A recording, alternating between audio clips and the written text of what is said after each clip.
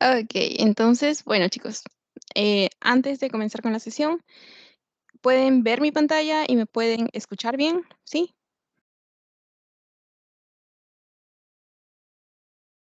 Probando, probando, 1, 2, 3. Sí, todo bien. Ya, muchas gracias, Luz. Entonces, bueno, comencemos.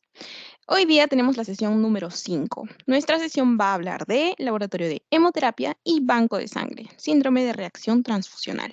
Ok, entonces vamos a iniciar contando una triste historia. Ok, muchos van a reconocer el programa es Padre de Familia, pero les cuento de que ya, esta familia fue a dar un paseo y estaba un poco distraída y por el camino ven a Quagmire. Entonces, él quiere acercarse a saludar, pero como es Peter, entonces lo que va a pasar es de que va a colisionar contra el auto del frente y por ende va a distraerse. Pero ¿qué es lo que ocurre? De que el accidentado al final fue Quagmire. Entonces él fue al hospital y resulta de que ahí le hicieron, vieron de que él había sufrido un traumatismo muy grave, había sufrido hasta un desgarro, por ende es de que había perdido mucha sangre y posterior a ello, ¿qué pasó? Pidieron una unidad de sangre, ¿no? Entonces vieron, bueno, en realidad no se fijaron de qué unidad le estaban pasando, pero resulta de que él necesitaba una, si vieron acá dice X, y le dieron otra. ¿Qué pudo haber pasado? Lo que pasó fue que se equivocaron. Entonces, Quagmire murió. Y ustedes dirán, Katy, o sea, que si se equivocan puede llegar a generar esta clase de consecuencias en el organismo. Porque miren, él necesitaba de un tipo, pero le dieron de otro tipo. Solamente por, o sea, por esta transfusión de sangre de manera equivocada, sí. Esta era la que realmente necesitaba Quagmire. Entonces, hoy vamos a terminar hablando acerca de las reacciones transfusionales, porque ustedes no conocen hasta el momento, pues, cuáles vendrían a ser esas reacciones transfusionales que podrían ser inmediatas, o es decir, dentro de las primeras 12 a 24 horas o aquellas que son mayores a esas 24 horas, así como ahorita van a empezar a reconocer aquellas que son mediadas por inmunoglobulinas, así como aquellas que no. Y todas esas divisiones las vamos a ver el día de hoy. ¿Y puede llegar a esta clase de, de desencadenantes? Sí. Y obviamente, si no entendieron la imagen, Quagmire murió. Pobrecito, ¿no? Vamos a conocer cuáles son las más letales que podrían llevar hasta eso, ¿no? Ok, entonces, usualmente ustedes conocerán a estos grupos sanguíneos. Tenemos el grupo A, el grupo B, el grupo AB y el grupo O. Hace unos años por ahí salió un grupo Bombay, ¿no? Muy curioso.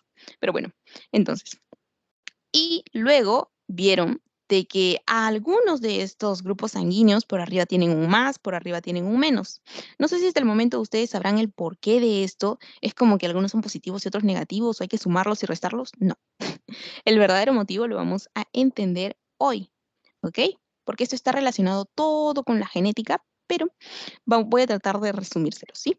Entonces, bueno, usualmente, si eres grupo A, B u O, esto de aquí son los grupos sanguíneos y pueden formarse, ¿no? Como A, B, se unen a B, ya. En realidad, esto tiene una genética y va a depender de los cromosomas y va a depender, bueno, en realidad de los cromosomas, del cromosoma 19, del 1 y del 9. Y al final les voy a dar un pequeño resumen porque en realidad para motivos de examen no te viene la parte de cromosomas, porque no es en biología, pero igual les voy a explicar más tarde, después, los que desean, si quieren la explicación del por qué, se pueden quedar a los últimos 5 minutos. Y qué tan interesante es la formación, ¿no? Cromosómica de estos, quién le da a quién la fucoroniltransferasa, o la galactosa, o la N-galactosamida para formar, ¿no? Estos diferentes grupos. Pero bueno, entonces, y ustedes dirán, pero ¿y de dónde sale ese más? ¿De dónde sale ese menos? Eso va a estar determinado por el factor RH o el factor Rhesus. También les voy a hablar de eso más tarde, porque eso es muy importante. ¿Será que acaso él puede darle a él, o él a él, o él a él? O sea, ¿así? No, porque muchas veces podría generar una reacción en el organismo. A ver, a ti que te introduzcan algo, es más, ni siquiera que te introduzcan. Si tú eres alérgico a algo y utilizas guantes de látex, obviamente vas a tener una excoriación, vas a tener una picazón, vas a tener ese enrojecimiento de la piel. ¿Por qué? Porque no lo toleras. Es como que todas tus inmunoglobulinas van a estar como que la E ahí toda descascarándose, ¿no? Perdón, degranulándose, diciendo, no, histamina, histamina. Ya, bueno, pero esa es pequeña cosita, o sea, si eso pasa, en el caso de la urticaria, en el caso de que tú no seas tolerante a de una clase de material, ahora imagínense qué es lo que pasaría si lo metes directamente a tu sangre. Ahora, entonces, ¿para qué hemos mencionado esta clase de cosas?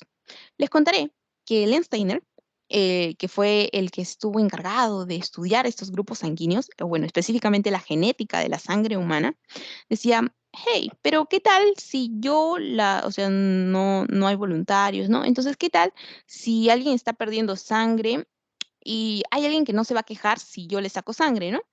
Esa persona, bueno, ese ser que no se está quejando, si yo le saco sangre, pues podría ser un animal, ¿no? ¿Qué es lo que pasa si yo utilizo sangre de un simio y se la pongo a un humano, ¿no? Que la necesita? Entonces puso en dos sillones, puso a un hombre y puso a un simio. Y empezó a realizar una transfusión sanguínea. Y espero de que, bueno, ya mejor olvídenlo. Puso en esos dos sillones a estos dos seres, ¿no? El ser humano y al simio. ¿Y qué es lo que pasó? Pues esto tuvo un mal desencadenamiento. ¿Por qué? Porque ¿qué es lo que pasó? Y es ahí cuando él descubre esto. ¿Qué es lo que descubre? Que hay un proceso de aglutinación. Y es ahí cuando él descubre la compatibilidad en las transfusiones sanguíneas. Katy, ¿a qué te refieres con aglutinación? Quiere decir que, por ejemplo, cuando llegaba un niño nuevo a su escuela, eran en primaria, ¿no? Por ejemplo, en primaria. Ustedes iban y rodeaban al niñito, ¿no? Y dicen, oye, ¿quién eres? ¿De qué colegio vienes? ¿Qué es el otro? Ya. Pero en este caso, ustedes van a meter algo dentro de otro organismo y es como que todas tus defensas van a decir, ¿tú quién eres? ¿Qué haces aquí? Y es como que en vez de darle la bienvenida, como ustedes en la primaria, lo que van a hacer es decir, sale acá, muere, muere, muere, ya. Y lo van a rodear, pero al final, ¿cómo empezó? Pues rodeándolo, ¿no? Entonces, ese proceso se le llama aglutinación y es importante para darle hilo como que al tema. Y entonces, ¿qué es lo que pasa? Cuando ellos realizan este grupito alrededor de estos glóbulos rojos, a ese proceso se le conoce como aglutinación y es una de las principales bases para la determinación de la compatibilidad en la transfusión sanguínea. Y más adelante van a ver que este concepto que les estoy narrando ahorita es el que también está relacionado con las famosas pruebas de Coombs, de las cuales también vamos a hablar más adelante. Entonces, solamente para que tengan en mente este conceptito y sea claro y después puedan entenderlo para sus seminarios, para la vida, para donde lo utilicen, es el siguiente. Entonces, ¿qué es la aglutinación? Aquí, ¿qué estamos viendo? Bueno, pero ¿cómo es que se produce este proceso? Bueno, básicamente lo que ustedes tienen que entender es de que este proceso está dado por una aglutinina. Esta es una sustancia que induce la formación de los anticuerpos debido a que es reconocido por el sistema inmunitario como un cuerpo extraño para el cuerpo, justamente de lo que hablábamos al comienzo. Oh, Katy, ahora todo tiene sentido, ¿no? Recordemos, eso es algo extraño, entonces todos vienen y lo rodean, ¿no? Como el niño nuevo, como la sangre del gorila en el humano. Y ahora me dice, para esto tengo que entender esta palabra, ¿no? O es más sencillo así. Cuando ustedes, o bueno, ya ven las noticias y dicen, sí, vemos cómo la gente se aglutina en las puertas del estadio. Hay mucha gente, ¿no? Hay un tumulto de gente. ¿Por qué? Porque hay muchas personas ahí. Y por eso ponemos aquí unión, mezcla, combinación, fusión de objetos, en este caso, pues ya vamos a relacionarlo más con el tema, pero es como que un concepto de la palabra para que puedan ver, ¿no? Como al final todos estos anticuerpos vienen y generan este proceso. Ya sabemos cómo se llama, aglutinación. Ok, genial. Ahora, ¿qué es lo que yo debo saber de esto? Que este es el fenómeno que sucede al combinar también hemotipos no compatibles, no solo con las personas en la puerta del estadio, sino también al momento de que yo junto hemotipos no compatibles, como en el ejemplo de Quagmire al comienzo. Entonces, ¿qué es lo que va a pasar? Aquí tal vez si ustedes dicen si A anti-B, si B anti-A, ¿qué es esto? Les contaré lo siguiente. Que si bien es cierto, nosotros la sangre, en la sangre tenemos glóbulos rojos, las células formes, todo ello, pero también tenemos una parte que es suero. Entonces, ¿qué es lo que va a rondar por el suero? Van a haber anticuerpos contra diversos antígenos, de modo que vayas tú reconociendo, bueno, vaya en tu organismo un elemento que va a ir reconociendo qué es tuyo, qué no es tuyo, porque recuerden de que el sistema inmunológico tiene la capacidad de reconocer lo propio como propio y lo extraño como extraño, ¿no? Eso como lo vieron en inmunología. Ya, pero en este caso lo que ocurre es de que si tú ves a alguien que no pertenece a tu bando, como le explicaba al comienzo, pues vas a ir contra eso. Eso es básicamente en el reconocimiento de estas, ¿no? Ya. Pero ahora, ¿por qué ponemos si A anti-B, si B anti-A? Porque si tú eres del grupo sanguíneo A, vas a tener que detectar a todos aquellos que son B para decir tú no perteneces a este grupo. Entonces, pues van a tratar de rodearte para hacerte bullying, ¿no? Pero en este caso, eliminarlo o para que se produzca la lisis. Entonces, si A anti-B, si B anti-A. O sea que si tú eres B, vas a tener contra los de tipo A. O sea que si tú combinas, le das de este tipo a este tipo y de este tipo a este tipo, es como que va a haber al final que un proceso de aglutinación. Ahora vamos a ir con esto. El siguiente ejemplo. Es como, si aún no comprendieron ese ejemplo, voy a ponerlo como cuando hay un clásico entre la Alianza y la U. Ya, gana la U. Van a haber barristas por las calles. Si gana la U, significa de que, si no me equivoco, sale a celebrar la U, ¿no? Ya, por todas las calles. Y es ahí a lo que llaman, van a pasar las barras, ¿no? Las barras bravas. Aunque, perdón si suena un poco estereotipado, pero de chiquita me pasó y me asusté, porque ya, empiezan a pasar todos, todos, todos. Y si ven a alguien de la alianza, ¿qué hacen? O del grupo contrario, ¿qué hacen? Pues van y lo golpean, lo lastiman, tratan de reducirlo. Ya, es lo mismo que ocurriría. Pero ahora tratemos de poner, obviamente no van a llevarlo hasta la muerte, pero ahora pongamos este y viceversa, ¿no? No estoy defendiendo a ninguno de los equipos. Ahora, ¿qué es lo que pasaría en la sangre? Porque aquí sí puede desencadenarse más violencia, ¿no? Puede haber un proceso de hemólisis. Ok, ante un proceso, perdón, ante el reconocimiento de la incompatibilidad, ponemos lo mismo que en el caso de que exista policías y ladrones. Entonces, si tú eres del grupo A, tú eres el grupo sanguíneo A, tú tienes el grupo sanguíneo A, los policías ¿contra quién van a estar? ¿Contra A o contra B? Suponiendo que los ladroncitos, suponiendo que los villanos son los B. Obviamente tú vas a tener que derrotar a ellos o tú vas a tener que al final, no voy a decir producir hemólisis del ladrón, pero bueno, vas a tener que destruir al ladrón, ¿no? Entonces, ¿qué es lo que va a pasar? Que en tu suero, ¿a quiénes van a tener? ¿Anti-A? No, porque te atacarías a ti mismo. Pero van a tener anti-B, o sea, en contra de ellos, ¿no? Porque son la ley y el orden. Son la ley que van a tener que destruir al final a quién? A aquellos que no pertenecen a ese grupo sanguíneo. Ok, entonces, ¿y qué es lo que pasaría si esto no llega a producirse? Pues, perdón, qué es lo que estaríamos demostrando aquí? Que hay procesos de incompatibilidad sanguínea, sobre todo, pues, que se dan al momento de las transfusiones, ¿no? Bueno, al momento de las transfusiones, en el caso de que haya una equivocación en la bolsa, somos humanos, podemos cometer errores, pero bueno, es más, en el caso clínico van a ver de que hubo una confusión por parte de uno de los personal, una persona del salud. Ya bueno, y ellos pues justamente vieron la reacción que se produjo en el organismo de la mujer. No sé si será el mismo caso clínico, pero bueno, les comento así. Allá. Y bueno, esto quería comentarles hasta aquí. Ahora, esperando y como nadie dice nada y como yo ya les había comentado de que pueden interrumpirme en cualquier momento y pueden también levantar la mano, excepto usar el chat porque no lo puedo ver desde aquí. Ah, no, sí, sí lo puedo ver, pero bueno, ya. Entonces sigamos. Ya, entonces ponen por el chat o sería mejor que prendan su micrófono. Espero de que hasta aquí el concepto se haya entendido. Pero igual vamos a seguir analizándolo y vamos a seguir viéndolo hasta que sigamos todavía un poco más. Entonces, bueno, ahora entonces, para explicarlo más con el esquema que tienen con su doctora, es de que vamos a ver lo siguiente. Tenemos los grupos que mencionaste al comienzo, Katy. Así es, grupo A, grupo B, grupo AB y el grupo O. Ahora, ¿qué es lo que tenemos que saber acerca de estos? De que si yo soy del grupo A, en el suero, ¿a quién voy a tener? A policías contra el B. O sea que voy a ir anti-B. Si yo soy B, ¿contra quién voy a ir? Voy a ir contra los A. O sea que voy a tener anti-A. Ahora, ¿qué es lo que va a pasar? Y eso lo vamos a seguir entendiendo, ¿no? Entonces, ¿qué es lo que ocurre? ¿A quién yo reconozco? Yo reconozco, antes de pasarnos a los siguientes, ¿a quién yo reconozco? Miremos aquí. El reconocimiento va a ser hacia A Y el reconocimiento va a ser hacia B. Muy bien. Ahora, si yo soy grupo AB, voy a reconocer a ambos. Ajá, perfecto.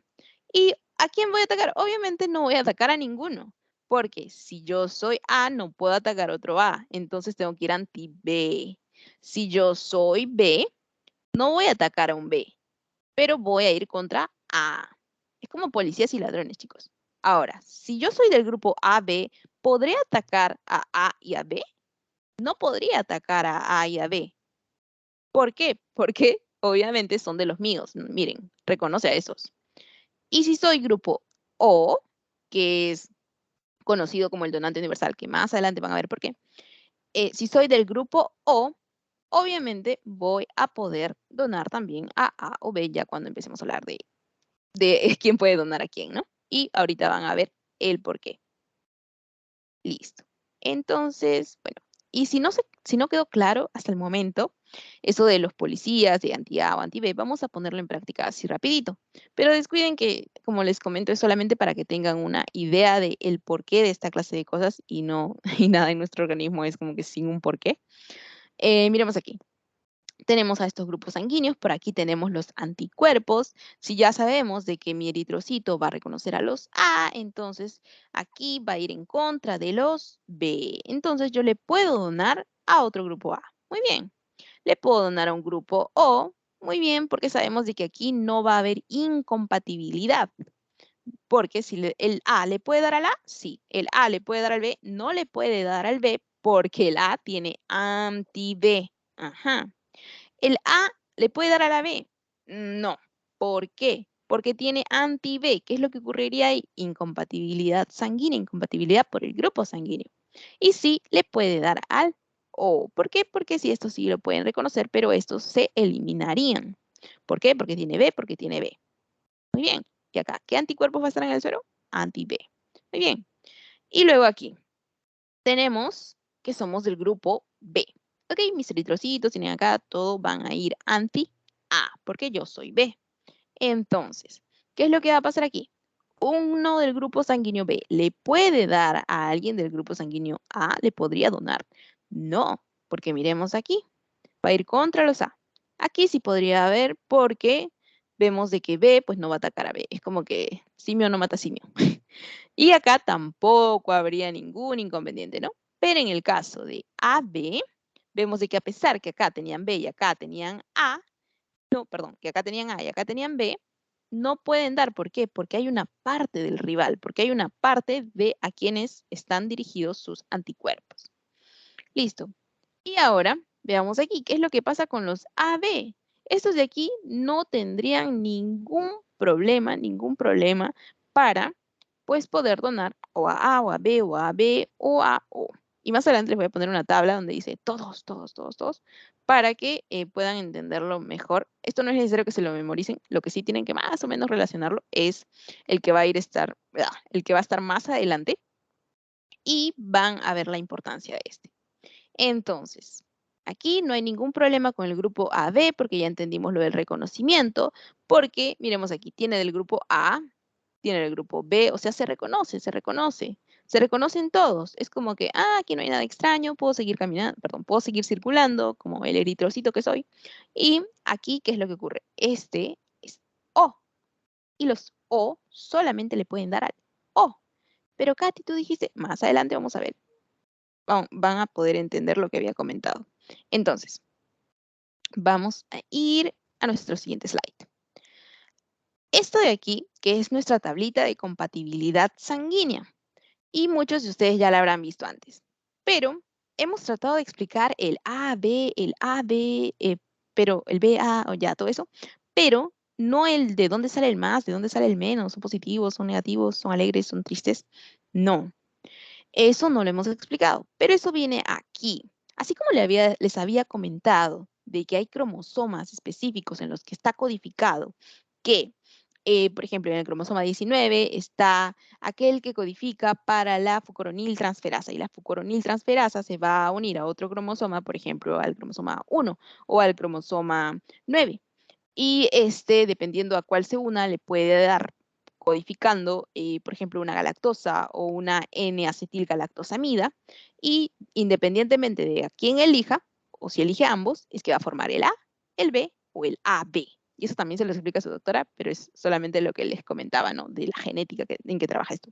Pero hay otro cromosoma que tiene esta identificación, que tiene esta codificación, que vendría a ser el factor RH. Y el factor RH, el factor Rhesus, es aquel que va a dar el antígeno D. Es decir, ¿de qué? De que si tú tienes el antígeno D, pues vas a ser RH positivo. Si está codificado en tus cromosomas, pues es ahí cuando tú tienes el RH positivo. O sea que si tú ya eres AB y tienes el antígeno D, vas a ser un RH. Perdón, si ya tienes el grupo sanguíneo AB dije, y tienes el antígeno D, al final vas a ser AB positivo, ¿no?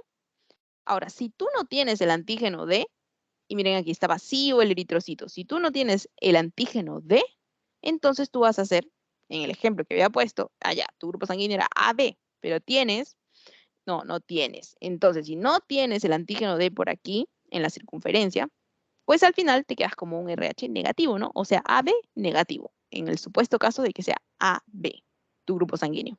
Y así lo mismo con el A, con el B. Entonces, dice, la presencia de la proteína o el antígeno D en la membrana de los hematíes nos indica el RH. Y miremos qué dice acá. Esta proteína determina el RH, o sea, si el más o el menos. Y si desean, bueno, esto ya lo dejo para que lo lean si desean, pero aquí miremos el dibujito. Es mucho más sencillo con dibujos. Pongamos de que este eritrocito tiene el antígeno D. Entonces, si tiene el antígeno D, es un RH positivo. Y miremos aquí, si este ya es del grupo A y tiene el antígeno D, como el ejemplo que les di, ¿no? Si yo soy del grupo AB y tengo el antígeno D, entonces voy a ser un AB positivo. Entonces, si yo soy del grupo A, pero no tengo el antígeno D, entonces voy a hacer un RH negativo. Pero no tiene el D, entonces voy a hacer RH negativo o el factor Rhesus. Entonces, como les había comentado, viene de toda una codificación genética, pero en resumen lo que ustedes tienen que saber es que si está el antígeno D, es que vas a ser RH positivo y si no está el antígeno D, vas a ser RH negativo. Y el grupo sanguíneo se mantiene, sí. Si tú eres A y eres RH positivo, o sea que eres AB positivo o eres A positivo, así sucesivamente. O sea, al costado del grupo sanguíneo, ¿no?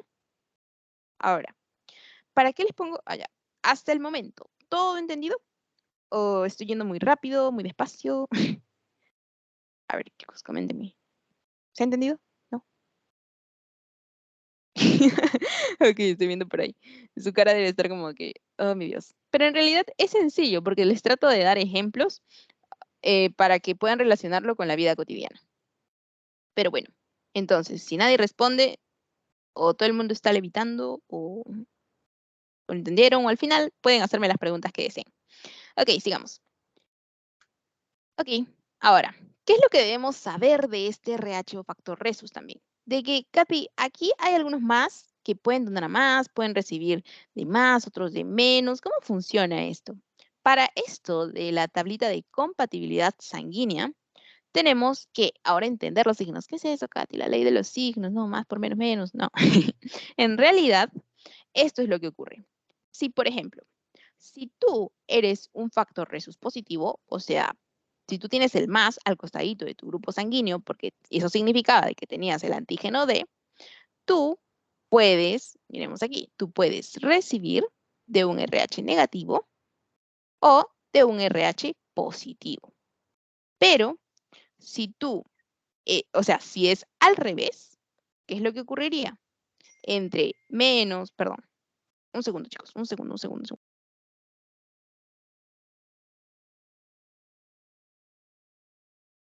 Ya, se conectó. Al parecer me salió el mensaje de tu conexión es inestable. Ok, ok, retomemos. Allá, decía de que si eres positivo, sí puedes recibir de un negativo o de un positivo, pero si tú eres negativo, no puedes recibir de un positivo. ¿Qué es eso, Katy? ¿Qué pasó? ¿Por qué? Bueno, eso ya viene así por genética, como les digo, pero les digo de que no es como que siempre va a ser así, sino de que por una vez en tu vida sí puedes recibir, a pesar de que tú seas RH negativo, sí puedes recibir de un positivo. O sea que una vez en mi vida, Katy, sí, una vez en tu vida. Puede ser en mi etapa fetal, por ejemplo. ¿Por qué habré mencionado la palabra fetal? Porque hay una enfermedad también, bueno, hay un trastorno conocido como eritroblastosis fetal, que vamos a ver más adelante al final, donde es justamente que vamos a ver que también hemos comprendido esto. ¿Por qué? Porque muchas veces este reconocimiento que hay entre ellos se da cuando pues la mamá está gestando, ¿no? Y bueno, entonces por eso pongo aquí, ante ausencia de anticuerpos específicos, es de que por primera vez en tu vida, o sea, una vez sí puede salir todo bien, todo chill. Puede haber esta ausencia de reconocimiento, pero para la segunda, recuerda de que tu sistema inmune tiene una característica que es tener memoria, o sea que para la segunda, tu sistema inmune dice, hey, este ya vino antes y se salió con la suya, pero ahora es cuando yo voy a defender porque yo ya he creado anticuerpos. Entonces, para la segunda es que ya va a haber anticuerpos. Y pues tiene un terrible desencadenamiento, ¿no? En el caso de los bebés. Ahora, y esta es la tablita que les comentaba, ¿no? Entonces, bueno, acá cositas que tenemos que recordar es, ¿a quién se le conoce como el donante universal? Bueno, aquí y aquí, no, espérate, pueden donar A, y acá dice todos, ¿no? Claro, el donante universal que vendrían a ser los O negativos y los receptores universales que vendrían a ser los AB positivo. ¿Por qué? Porque el AB positivo sí va a tener compatibilidad con A, con B, y muy bien, pero ¿qué es lo que pasa cuando son negativos? Cuando estos pues son negativos, como por ejemplo los O negativos, estos no pueden recibir de todos, pero todo lo contrario, los O negativos sí le pueden donar a todos. Entonces, ¿quiénes son los receptores universales? Pues vendrían a ser el grupo sanguíneo AB positivo. Y, o sea, Katy, que si son AB positivo, va a ser independiente si el otro sujeto es resus más o menos o positivo y negativo. Pues sí, porque recuerden que cuando son positivos pueden recibir de un RH negativo o de un positivo. Todo lo contrario si estos son negativos, ¿no? Porque solamente pueden recibir de un negativo. Muy bien. Entonces, por eso, donantes universales, los O negativo. Y receptores universales, los AB positivo. Muy bien. Ahora es más, los reto a que en este momento pongan su grupo sanguíneo en, en nuestro chat. No conocemos nuestras caras, pero sí nuestro grupo sanguíneo. Ahora, si mezclamos sangre del grupo A con sangre del grupo B, ¿qué es lo que va a pasar? Que habíamos dicho va a haber un proceso de aglutinación, porque recordemos de que va a tener un anticuerpo que va a estar por el suero andando y va a tratar de eliminar al otro grupo sanguíneo que está introduciéndose en el organismo. Y a ese proceso en el cual hay aglutinación, tras esa aglutinación, por la incompatibilidad, va a haber un desencadenante que es la hemólisis, lisis, destrucción, por los elementos sanguíneos. Entonces va a haber una destrucción de ese eritrocito, ¿no? De ese hematíe. Y, y en ese momento, pues, todo inicia así microscópico, ¿no? Pero obviamente van a empezar a haber cambios en tu organismo que se van a presentar como síntomas. Y dentro de los síntomas más comunes tras esos procesos de hemólisis tenemos los escalofríos, la rigidez, la fiebre, la disnea, el mareo, la urticaria, el prurito y el dolor en flanco, ¿no? Por ahí el riñón. Recordemos que es el órgano hematocarético. Después, si aparece cualquiera de estos síntomas, distintos de urticaria y prurito, localizados, ¿no? Ahora, esto de aquí es un poco de, así como encontramos en cualquier libro, ¿no? Muchos síntomas que nos dan y muchos decimos, pero estos son inespecíficos. Pero ahora tenemos que diferenciar estos. Ay, en un segundo hablamos de esto, pero antes quiero que puedan diferenciarlos en estos. En estos. Porque van a haber muchos signos y muchos síntomas, los cuales nos van a ayudar a decir. Por eso es que se tiene que estar revisando de cada 30 minutos a cada, perdón, de cada media hora a una hora, luego de que tú realizas un acto post-transfusional. ¿Por qué? Porque no puede ser de que no haya compatibilidad, igual, aunque tú estés poniendo la unidad de sangre correcta, igual tiene que haber una revisión, y eso se los va a comentar su doctora también en sus Teams, de que igual tienen que estar periódicamente vigilando a estos pacientes porque no sabes cómo el organismo puede reaccionar, ¿no? Y para esto vamos a clasificar estas reacciones de manera, bueno, en este cuadro de doble entrada, ¿no? ¿Por qué? Porque hay algunos que van a tener una respuesta no inmunológica, o sea que aquella que está mediada por inmunoglobulinas, una reacción inmunológica y una reacción no inmunológica. Entonces, si esta es inmunológica y está mediada por inmunoglobulinas, las no inmunológicas no van a estar mediadas por inmunoglobulinas. Ok, ¿qué otra cosa debemos tener en cuenta en nuestra tablita? Y para el examen, esta tabla es muy preguntada en el examen también, y en pasitos. Es cuáles se producen dentro de las primeras 24 horas y cuáles se producen más allá de las primeras 24 horas. O sea, que vamos a tener aquellas que son inmediatas y aquellas que son tardías. Eso es lo que nos importa. Entonces, esto de aquí ya les había comentado de que es pregunta de pasitos y pregunta de examen. Ahora, ¿cómo es que, porque yo ya les había puesto por aquí de que van a haber ciertas reacciones. Entonces les comenté esto brevemente. ¿Para qué? Para que ustedes puedan ir orientando su mentalidad de que van a ver, a pesar de que pueden haber muchos síntomas, los cuales pueden llegar a ser hasta inespecíficos, producto de la hemólisis que está ocurriendo dentro de la sangre del organismo, en realidad, tras este proceso de la aglutinación, esto es lo que les debe importar. Un momento. Esto de aquí, las reacciones post-transfusionales, porque tenemos que saber identificarlas. Van a haber aquellas que se van a producir dentro de las primeras 24 horas y van a haber aquellas que van a ir más allá de las primeras 24 horas. Es decir, de que tenemos tanto inmediatas como tardías y tenemos también aquellas que están mediadas por inmunoglobulinas, las cuales son las inmunológicas, de reacción inmunológica, y aquellas que no están mediadas por estas. Y estas son las no inmunológicas. Y ahorita vamos a ir, por ejemplo, viendo algunos de estos puntos, como por ejemplo, en una reacción inmunológica de los de tipo inmediata, es la hemólisis inmediata. Obviamente, está ocurriendo este proceso de aglutinación, en el cual va a haber este proceso de lisis de los eritrocitos, hemólisis inmediata, pues es aceptable, ¿no? Es como que tiene lógica, tiene sentido. Y aparte dice inmediata, ¿no? Así que ahí probablemente no se van a equivocar. Después, casos de anafilaxis, casos de urticaria, obviamente, tus IgE, todas tus inmunoglobulinas van a estar dependiendo del proceso, si es urticaria, pues hay un proceso de granulación, los granos de histamina, ustedes ya conocen ese proceso, y justamente tú estás como que, ay Dios, ¿qué pasa? Me pica, siento calor. Y después, reacción febril, también desencadenado por inmunoglobulinas, interleucina 1 también interviene, y el daño pulmonar agudo. Ahora, vamos a hablar acerca de este daño pulmonar agudo también de manera muy importante y van a conocer el desencadenante. Por ahí está relacionado con lo de Quagmire. Ahora, van a conocer el porqué también. Pero recuerden, ¿para qué los he mencionado? Porque, ¿por qué? ¿Por qué? ¿Por qué? Porque es inmediato y está mediado por inmunoglobulinas. En todos estos procesos están mediados por inmunoglobulinas. Por eso les mencionaba las interleucinas y toda esa cascada que se desarrolla para que se desencadene una reacción febril, ¿no? Ahora, otro que es mediado por inmunoglobulinas, las anafilaxis, también les mencioné las inmunoglobulinas, que se encuentran estas en las mucosas también.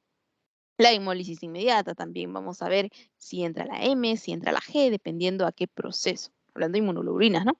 Pero en las no inmunológicas tenemos la contaminación bacteriana, tenemos la hemólisis no inmune, su mismo nombre lo dice, tenemos la sobrecarga de citrato, la sobrecarga de volumen, la sobrecarga de potasio, en esas no intervienen las inmunoglobulinas, no están mediadas por estas. Ahora, de manera tardía, es decir, aquellas que van más allá de las primeras 24 horas, su mismo nombre lo dice, hemólisis retardada, o sea que hay un proceso de hemólisis también, pero que se presenta más allá de las primeras 24 horas. También tenemos la púrpura posttransfusional y vamos a ver la aparición de petequias, de hematomas, entre otros, ¿no? Como como signos que vamos a ver en la piel. Después, reacción de injerto contra huésped, también lo han visto en inmunología. Y toda esta cascada que se empieza a desencadenar a partir de este, o sea que sí va a estar mediado por inmunoglobulinas y la inmunomodulación, ¿no? Su mismo nombre lo dice, inmunoglobulinas. Así que no hay ningún problema por ello, ¿no? Inmunomodulación nos dice de que está mediado por inmunoglobulinas. Ahora, no inmunológica, por aquí ya les había mencionado a los que son inmediatas, pero aquí tenemos a los que son de respuesta tardía o de reacción tardía. Y aquí tenemos la transmisión de infecciones. O sea, Katy, de que por virus, por bacteria, perdón, por virus, por ejemplo, ¿no? No podría generarse esta reacción no no podría generarse una reacción de este tipo. ¿Por qué? Porque recordemos de que, por ejemplo, no podría ser inmediata. ¿Por qué? Porque recordemos de que usualmente, en el caso del ejemplo que di de virus, a ver, un virus necesita un tiempo de incubación. Entonces, por ejemplo, de 7 a 10 días, la mayoría de ellos. Entonces, eso va a tomar más de las primeras 24 horas. Entonces, esta está aquí como tardía, o los casos de hemosiderosis, ¿no? Por acúmulo de hierro y justamente por acúmulo también veíamos por acá sobrecarga, sobrecarga, sobrecarga. Sí, pero cuando hay una sobrecarga usualmente se da de manera inmediata y cuando hablamos por aquí de las tardías, pues obviamente para que haya un acúmulo de hierro en los glóbulos rojos, pues todavía tiene que haber un periodo de tiempo más prolongado. Ahora aquí. Ahora vamos a ir a hablar de las más importantes. Aquí les dejo otra tablita. Otra tablita. Aquí tienen, son los mismos. Aquí estaba el TRALI del que les hablaba, la lesión pulmonar aguda asociada a transfusión. Tienen que recordar cuáles son inmunes, cuáles son no inmunes, cuáles son dentro de las primeras 24 horas y cuáles son fuera de esas primeras 24 horas.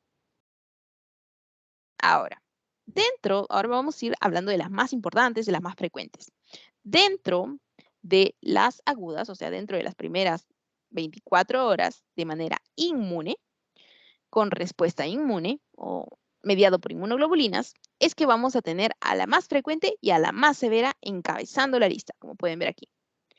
Entonces, aquella que es más frecuente vendría a ser la reacción febril no hemolítica. Esa es la más frecuente y la doctora se las pone ahí en su diapositiva. Es la reacción adversa más frecuente y se debe a la presencia de anticuerpos antileucocitarios y o antiplaquetarios. O sea que vas a tener elementos que van a ir en contra de tus leucocitos, en contra de tus plaquetas para generar lisis, destrucción. Entonces, esta vendría a ser la causa más frecuente tras una reacción, o sea, tras una incompatibilidad sanguínea, ¿no? Ustedes ya están entendiendo más el tema. Entonces, ahora, la reacción hemolítica aguda vendría a ser la más severa, porque acá que les habla de hemólisis, acá les está diciendo, hey, aún no es hemolítica, dice no hemolítica, pero acá ya les habla de hemólisis. Entonces, ¿cuál vendría a ser la más severa? Aquella que involucra la lisis de glóbulos rojos, más severa. Entonces, recordemos, ¿quién era la inmunoglobulina de los procesos inmediatos? La IgM. Y aquella que era para los procesos crónicos, recuerden que era la IgG. Entonces, si esta es aguda, ¿por quién va a estar mediada? Pues por IgM. Y miren, más severa, reacción hemolítica aguda, ¿no? Y acá había pues entre paréntesis cuando se confunden las bolsas de sangre, por ejemplo, ¿no? Y son debidos a la administración de sangre por incompatibilidad. Y es aquí cuando va a producirse una hemólisis intravascular. Esa palabrita, recuérdenla. Y se debe a los anticuerpos naturales IgM, y es la primera causa de muerte asociada a transfusión, así que no la olvidemos. Entonces hay una que es más severa y hay una que es más frecuente, no la olviden. Ahora, esto de aquí lo puse para que lo recuerden así de esa forma: más severa, reacción hemolítica; más frecuente, reacción febril. Listo. Son preguntas de pasito también, por si acaso. Ahora, hay una segunda más frecuente, que vendría a ser la reacción anafiláctica, ¿no? La cual también hablábamos. Reacción alérgica severa debido a la presencia de anticuerpos anti-IgA, por ejemplo. ¿Dónde se encuentra ¿Dónde se encuentra la inmunoglobulina A? La podemos encontrar, por ejemplo, en las mucosas, secretando este mucus, ¿no? Que recubre los tejidos, perdón, los epitelios. Entonces es por ello de que ella es la que se encarga de todos los procesos alergénicos, Y entonces es que al haber una incompatibilidad sanguínea es que va a despertar este proceso de anafilaxis y resulta de que la IgA es una inmunoglobulina. Entonces la vamos a ubicar dentro de aquellas que son mediadas por inmunoglobulinas. ¿Ok? ¿Y qué va a desencadenar? Un proceso de urticaria o de alergia. Muy bien. Recordemos que estas situaciones hasta pueden llegar a obstruir las vías respiratorias, porque si decimos que se encuentran en mucosa, si se encuentran en mucosa hay un proceso inflamatorio en el cual pueden llegar hasta cerrarse y si se cierran, por ejemplo, en vías respiratorias ya no pasa el aire y tú como que, oh mi Dios, ya. Por eso ponemos aquí, ¿no? Todas las manifestaciones que puede tener una anafilaxia, dificultad respiratoria, dolor de cabeza, dolor abdominal, la presión arterial también se va a ver alterada, así como lo habíamos puesto al comienzo, ¿no? Puede haber taquicardia. Ahora aquí. Y hay otro que vendría a ser la segunda causa de muerte. Al comienzo vimos el primero más frecuente y la primera causa de muerte. Aquí estamos viendo aquel que es la segunda causa de muerte y vendría a ser el daño pulmonar asociado a transfusión o también conocido como TRALI. Este se va a deber a la presencia de anticuerpos antileucocitarios que van a formar agregados a nivel de ¿dónde? De la microcirculación pulmonar. Y aquí es como COVID, pero porque afecta a la microcirculación, pero también como lo habíamos visto en este caso, allá hay anticuerpos antileucocitarios, antiplaquetarios, pero aquí ¿qué está ocurriendo? Están afectando la microcirculación pulmonar y por eso es que se le conoce como daño pulmonar. ¿Pero de dónde viene? Pues producto de una equivocación al momento de que se estaba transfundiendo la sangre. Entonces, daño pulmonar asociado a transfusión. Y es la segunda causa de muerte asociada a transfusión. Eso también es pregunta de pasito.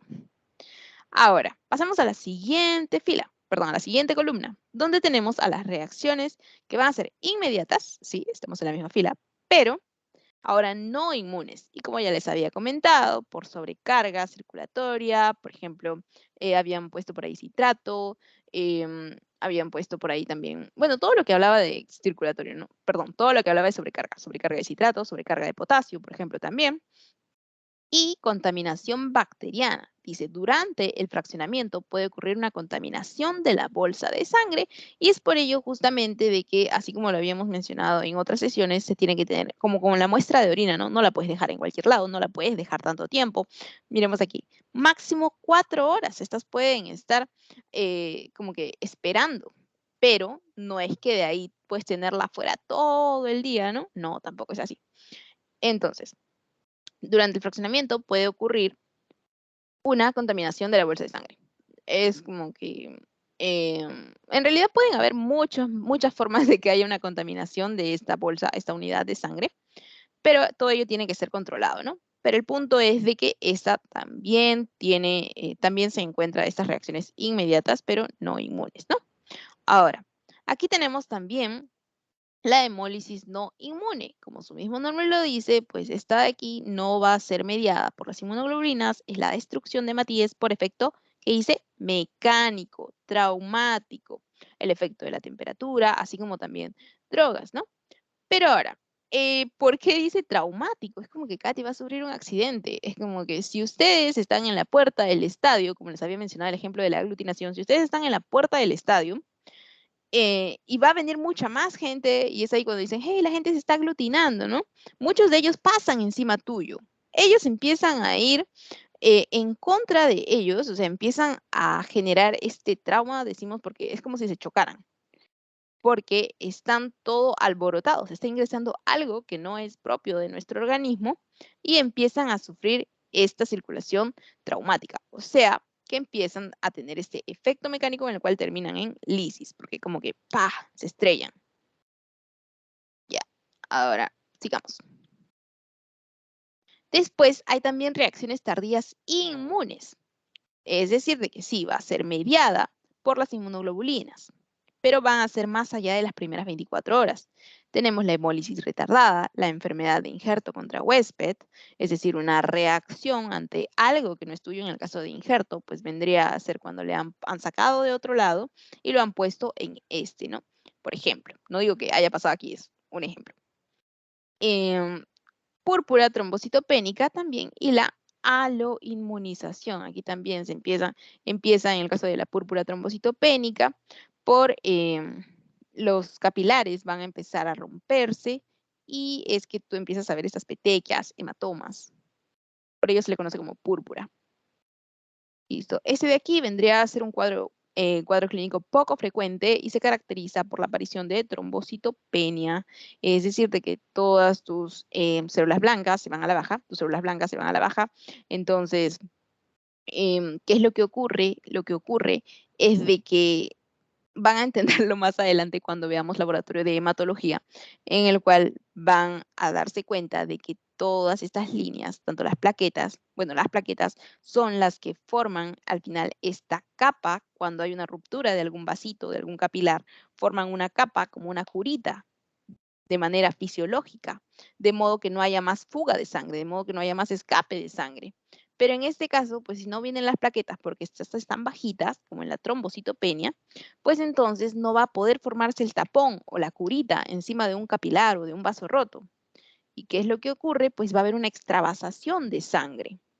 Y si estos capilares están derramando sangre, derramando su contenido, pues es que este se puede ver y apreciar así de esta manera, ¿no? En la piel. Ahora, y eso es lo que les comentaba con respecto a la púrpura, ¿no? Ahora, hay reacciones tardías que no van a ser inmunes.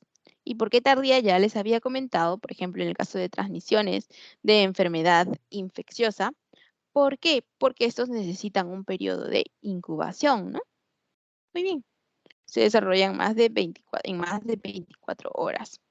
Ahora, con respecto a, surgió una pregunta, ¿no? Con respecto a COVID y la hemoterapia, alguien preguntó, no sé si aquí, no, aquí no. Alguien había preguntado, y si tienen que haber toda una serie de, por ejemplo aquí, todo esto se tiene que hacer de tamizaje para que tú puedas ser donador de sangre. ¿Y por qué en esta clase de listas, este es de Estados Unidos, por qué en esta clase de listas no está incluido el COVID-19, ¿no? El coronavirus. El coronavirus. Y resulta de que hasta ese momento no se habían, fue en el 2016, sí creo, no, 2016 todavía no estaba, bueno, fue hace 2 años que no se habían reportado todavía casos de contagio por transfusión sanguínea. Entonces, pero igual tenían que seguir investigándolo, la verdad, pero no descuiden, esto no es pregunta de pasito. Solamente también lo comenta la doctora, ¿no? Pero ¿qué hincapié hace en esto de que posibles donantes con fiebre u otros síntomas de COVID-19 o con contactos cercanos son rechazados y diferidos hasta 28 días? Es como que si aún no tienen la respuesta, es mejor tener prevención, ¿no? Y ahora, ¿por qué? Porque justamente tienen que tomar esta prevención porque no se realiza el test pretransfusional para COVID-19 y no hay casos de transmisión de COVID-19 por una transfusión hasta el momento. Así que, como no se han reportado casos, es lo que les comenta también la doctora, ¿no? En la sesión. Pero ya saben qué hacer en el caso de que si les ponen un paciente con fiebre u otros síntomas de COVID y quiere donar sangre, ¿qué es lo que le recomiendan ustedes? Pues sería como que diferir hasta 28 días después, ¿no? Ahora, para saber el desencadenamiento que tiene ese paciente al final. Ahora, a ver cómo están. ¿Cómo están? Tun, tun, tun, tun. Ok. Veo de que están ahí, veo de que viene uno más, o sea que no se han aburrido tanto. Entonces, ya solamente vamos a introducirnos a estos últimos 10 slides, donde, si ustedes habrán estado atentos, yo había mencionado algo por aquí. Tan, tan, tan, tan, tan. No, me fui muy lejos. Acá está, bingo. Yo les había mencionado por aquí que algunos procesos de hemólisis, reacción hemolítica, que dice acá, se deben a anticuerpos naturales de tipo IgM, o sea que los que intervienen en las reacciones de fase aguda. Allá, por eso relacionamos todo con la fase aguda dentro de las primeras 24 horas y todo ello. Y esto todavía estábamos hablando con respecto a la incompatibilidad A-B-O, ¿no? Ahora, ¿para qué les menciono eso? Porque hay tipos de hemólisis por la reacción transfusional. Hay aquellas que son de tipo intravascular y aquellas que son de tipo extravascular. ¿Qué les dice este nombre de intravascular y extravascular? Pues vascular, vaso, vasculatura.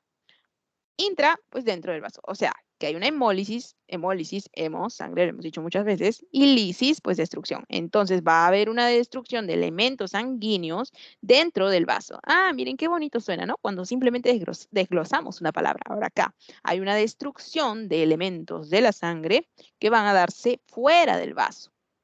Ajá. Ahora, ¿por qué les pongo esta imagen? Esta imagen está muy bonita, la verdad. Porque hay procesos de hemólisis que se van a dar dependiendo si es por incompatibilidad o del RH o del grupo, o sea, A, B, O. Si es por incompatibilidad del grupo A, B, O, por eso lo pongo acá, intravascular, interviene en las hemólisis la inmunoglobulina M, va a darse en casos, por ejemplo, de que sea un grupo A, B, O incompatible. Pero en la extravascular estaríamos hablando por una incompatibilidad del factor Rhesus, ese RH, ese antígeno D, ese positivo o ese negativo que acompañaba al grupo sanguíneo. ¿Ok? Entonces, ¿y qué otra diferencia deben saber con respecto a estos y las clases de hemólisis? Es pues de que aquí, como habíamos retrocedido hasta ese ejemplo de reacción hemolítica aguda, es de que hemos comentado a la IgM, M por aguda.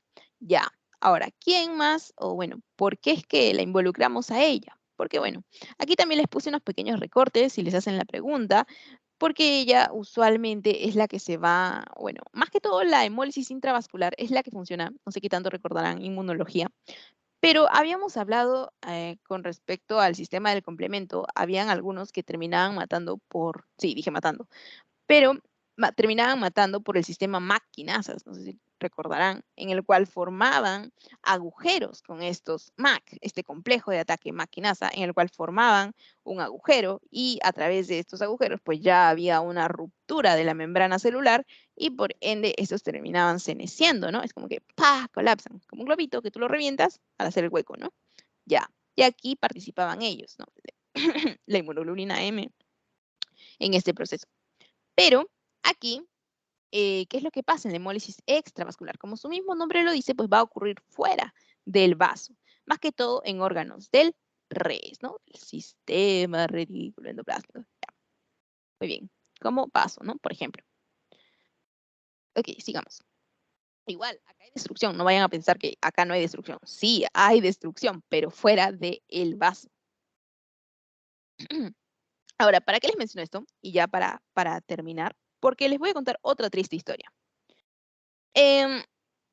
¿A qué te refieres, Katy, con incompatibilidad del grupo, perdón, del RH, del factor RH? Para ello, vamos a necesitar de nuestros amigos. Tenemos aquí a María y tenemos a Carlitos. Ok, María y Carlitos. Él vendría a ser, a ustedes no les importa su, su grupo sanguíneo, solamente les importa si son RH negativo o RH positivo, es decir, su factor Rhesus.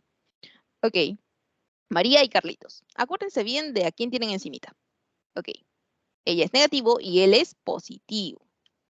Ah, Katy, pero tú ya has mencionado una regla al comienzo en el que mencionabas si positivo puede recibir de todos o si el negativo no, de quienes no puede recibir, ¿no? Ah, también lo mencionaste. Y si no lo recuerdan, luego volvemos. Pero acuérdense. Entonces, primero, pues ustedes ya saben qué pasó. Una abejita conoce otra abejita y María quedó embarazada. Pero les dije que recuerden de que ella era factor RH negativo. Ahora, ¿qué es lo que va a pasar dentro de ella? Porque ella no va a cambiar, tú no puedes cambiar tu factor Rhesus, tú no puedes decir, antígeno D, lárgate de la vuelta de mis eritrocitos, para que ahora yo me quede como positiva, ¿no? Porque si no tengo el antígeno D, al final, ya. Entonces, ella, pues, se embarazó, ¿no? Tú no tienes conocimiento de las ciencias de la salud, de todo este mundo interno, entonces se casó con alguien que era RH negativo, perdón, positivo, pero ella era negativa. Ella queda embarazada. ¿Y qué es lo que va a pasar dentro de ella? Ella siendo negativa, tu bebé termina siendo RH positivo. Y ahora, ella no sabía. Ok, su bebé va a seguir desarrollándose, pero recuerden, ¿a quién tienen los positivos? Al antígeno D. Entonces, ustedes saben de que en el embarazo, pues hay un intercambio de sangre, y aquí está la barrera placentaria, y va a empezar a fluctuar esta barrera, va a empezar a quebrarse esta barrera. y va a terminar rompiendo, ¿no? Va a terminar combinándose la sangre. Entonces, ante este intercambio de sangre, ¿qué es lo que ocurre? De que se terminan combinando al final tanto los de la mamá con los del bebé. Y ustedes dirán, hey, pero ellos no estaban preparados para reconocer a esa otra clase de glóbulos rojos, ¿no? Esa otra clase de sangre, por así decirlo. Y eso es cierto, no estaban preparados. Entonces, a pesar de que no estaban preparados, todo va a salir bien. ¿Por qué? Porque aún el sistema inmune no había creado memoria. Si aún no crea memoria, todo genial. Entonces ya, el bebé nació, el bebé fue positivo y la mamá sigue siendo negativa. Pero ¿qué es lo que pasaría en un segundo embarazo? Los bandidos se volvieron a embarazar. La mamá sigue siendo negativa. El otro hijo ya no importa. El punto es de que ahora está teniendo otro embarazo y más salada porque su otro hijo también va a ser RH positivo. Entonces, ¿qué es lo que va a pasar? Ya, ellos ya tienen en la mente, ya tienen en la mira, miren qué tienen alrededor, ya saben a quién atacar, porque ya tienen memoria. Dicen, ya, si yo veo a un antígeno de, no. Y miren, hay este intercambio de sangre y ¿qué es lo que pasa? Ya saben a quién atacar. Es como que dicen, vayan, vayan, maten a todo el que vean como un D. Ya. ¿Por qué? Porque el antígeno D, ¿no? Ya, ahora, ¿qué es lo que va a pasar con ellos? Los elimina. Plop, eritroblastosis fetal. Esto es lo que termina ocurriendo en ese pequeño nuevo individuo, con complicaciones a nivel del vaso, como una hepatomegalia, perdón, vaso hepatomegalia, como una esplenomegalia, hígado, terminan con una hepatomegalia a nivel del cerebro, pues obviamente se va a desencadenar edema, anemia, van a tener ictericia, entre otros, ¿no? Dentro de los que más se han descrito en la literatura. ¿Y todo ello producto de qué? Miremos aquí, habíamos dicho que la hemólisis que ellos realizaban era de manera extravascular por incompatibilidad del factor RH. Dijimos extravascular. Allá. ¿Y qué órganos forman parte del sistema retículo endotelial? Pues el vaso es uno de ellos. Por eso podríamos llegar a ver, por ejemplo, una esplenomegalia. Entonces, esto me pareció bastante interesante porque la eritroblastosis fetal, si bien es cierto, no es tan común, pero es algo muy importante que nos ayuda a entender que bueno, al comienzo habíamos mencionado una pequeña regla, ¿no? De que si bien es cierto, lo voy a poner por acá, que si bien es cierto, acá está, que si bien es cierto, si eres positivo puedes recibir de ambos, pero si eres RH negativo, como eres negativo, no puedes aceptar de todos, tu negatividad te lleva al tacho, ¿no? Solamente puedes aceptar de otro negativo, no de un positivo. Entonces, solamente puede existir esta compatibilidad por primera vez en tu vida, por una vez en tu vida. De ahí ya no. Por eso, en el primer caso, el bebé ni la mamá sufrieron complicaciones. ¿Por qué? Porque recién se estaba generando memoria. Ahí fue quien conoció a este antígeno D, ¿no? Y para el segundo embarazo ya sabía que era lo que podía tener que atacar. Entonces ya tenía memoria. Muy bonito, la verdad. Espero que lo hayan podido entender bien.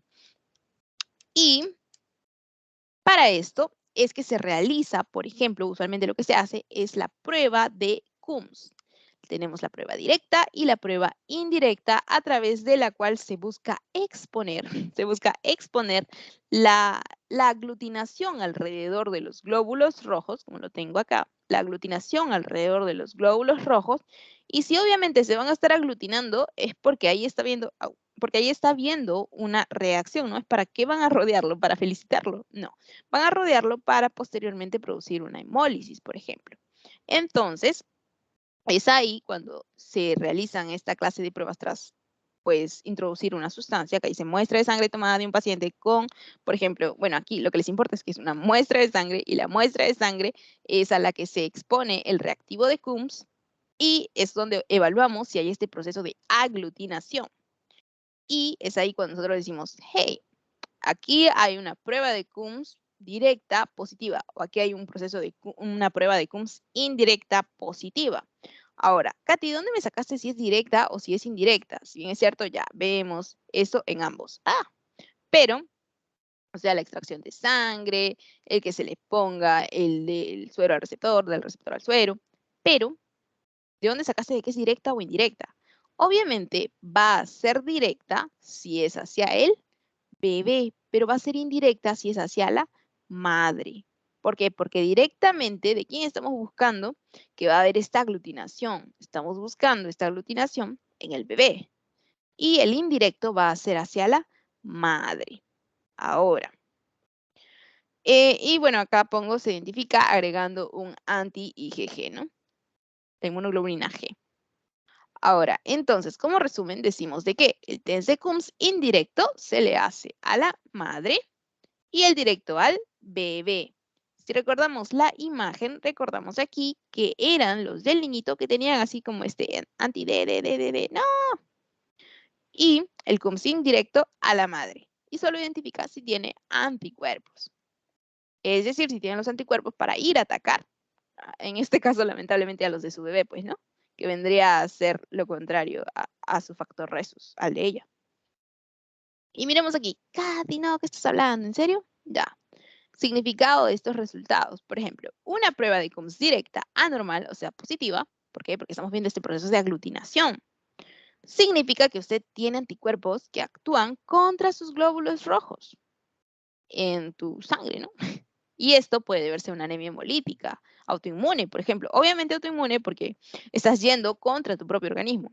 Una leucemia linfocítica crónica. O también, ¿qué ponemos aquí? Enfermedad en la sangre de recién nacidos llamada eritroblastosis fetal, también conocida como enfermedad hemolítica del recién nacido. Es como que ¡boom! ¿Concuerda, sí o no? Después, muchas otras, ¿no? Reacción o como reacción transfusional también. Ahora, y bueno, eso sería básicamente lo que quería comentarles y cerramos con esto. Ahora, este acto de donación de sangre, si bien es cierto, es muy promovido, tienes que cumplir ciertos requisitos para poder ser un voluntario, perdón, para poder donar sangre, y uno de ellos es ser un voluntario, ¿no? Tiene que ser un acto voluntario y altruista. Si en el examen te ponen una persona ofrece 50.000 soles por una unidad de sangre. Pues obviamente eso ya le quitaría todo lo voluntario y altruista. ¿Por qué? Porque ahí tu voluntad sería, sería el dinero, más no el acto de donar la sangre, ¿no? Entonces, este debe ser un acto voluntario y altruista. Y también debes tener un peso, ¿no? Un peso ideal para poder donar sangre, que vendrían a ser más de 50 kilos. Debes tener una edad entre 18 a 65 años. No, así que no pueden vender la sangre de sus hijos, de sus hermanitos, ni pueden donarla tampoco, ni vender ni donar, y el hematocrito debe estar por arriba de 38% y por arriba de 41%, ¿no? Dependiendo si son hombres, si son mujeres, y no más de 51%. ¿Por qué, Katy, tampoco tanto? Porque si no, ¿qué habíamos hablado? De una sobrecarga, de una hemosiderosis también habíamos hablado, y también habíamos hablado de, bueno, por ahí mencionamos la sangre, pero perdón, la circulación sanguínea, pero ¿por qué no más de 51%? Porque con un hematocrito mucho más alto, ¿qué es lo que va a pasar? La sangre se va a volver más espesa y la circulación no va a ser lo mismo. La circulación debe ser laminar, es decir, sin, o sea, así, fluidito, ¿no? Como nos enseñaron en física. Y evaluar los antecedentes, ¿no? ¿Ha consumido drogas? Por ejemplo. No solamente ello, ¿no? Sino enfermedades sanguíneas, venéreas. No se debe pagar por la sangre y el donante debe reunir ciertas condiciones. Debe siempre identificarse la causa de la deficiencia porque no se puede poner, por ejemplo, plaquetas congeladas, no, como era, criptofármacos congelados, se me fue la palabra. Plasma, si tú necesitas plasma fresco congelado, te van a dar plasma fresco congelado. No es que, ya le voy a poner de todo para subirle de todo para que mi paciente esté súper cañón y todo eso. No, solamente aquello que es la causa de deficiencia. Si es unidad de sangre, pues ya unidad de sangre. Si es plasma fresco congelado, plasma fresco congelado. Solamente deberá administrarse el componente deficitario, como dijimos, luego de haberse identificado, y deberá existir la máxima seguridad en el producto sanguíneo y su administración. Máxima seguridad, ¿no? Pero en el caso clínico que vimos, pues eso no ocurrió, hubo una confusión. Y listo, eso sería todo. Aquí les he puesto unas tablitas de resumen para que puedan ubicar bien aquellas que son las reacciones tardías, aquellas que son las reacciones inmediatas, aquellas que son infecciosas, por ejemplo, también. Y aquí estaba lo que les comentaba, si quieren saber más, lo que les comenta la doctora un poco rápido durante la clase, que vendría a ser cómo es que se forma este proceso de desarrollo desde los cromosomas para poder formar los grupos sanguíneos. Aquí está también, son unas notas acerca de ello. Y bueno, eso sería todo. ¿Qué tal? ¿Cómo están? Voy a dejar de compartir para ver si tienen alguna duda, alguna pregunta. Plop. Voy a dejar de grabar también. Chao, chicos de la grabación. Bye.